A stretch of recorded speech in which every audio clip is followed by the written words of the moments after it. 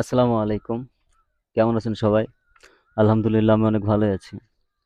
তো মূলত আজকে আমি মাঠে এসেছি কয়েকটা কলা গাছ লাগাবো বলে। তো আমার পাশে যে জমিটা দেখতে পাচ্ছেন এটাতে কিছু গাছ লাগানো আছে। এটার যে গাছ লাগানোর যে মধ্যেগুলো না সেগুলো আমি ভাবছি কয়েকটা কলা গাছ লাগাবো। তো গতকালকে আমি দেখে গেছিলাম যে আমার পাশের জমিটা আমার কাকার জমি থেকে কটা কলা গাছ তোলা যাবে 2-3টা। তো আজকে আসার পর দেখি কে যেন আপনার ওই 3টার মধ্যে 2টা কলা গাছকে কেটে দিয়েছে। তো আর কি করা যায়? তো আপাতত এখানে দেখতে পাচ্ছি আমি আপনার একটাই তোলার মতো, যেহেতু এখানে 2টো কলা গাছ আছে। আর ওদিকেও তেমন কলা গাছ নাই যে আমি তুলবো, তোলার পরে লাগাবো। তো আজকে আপাতত একটাই লাগাবো। এটার মধ্যে থেকে একটা তুলে নেবো।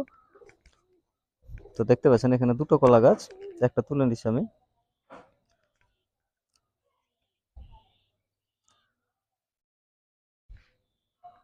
তো আরেকটা জিনিস আপনাদেরকে বলি যে আমি যে কলা গাছটা আপনার লাগাচ্ছি এটাতে আপনার কোনো সার বা কোনো পাউডার জাতীয় কোনো কিছু দিব না।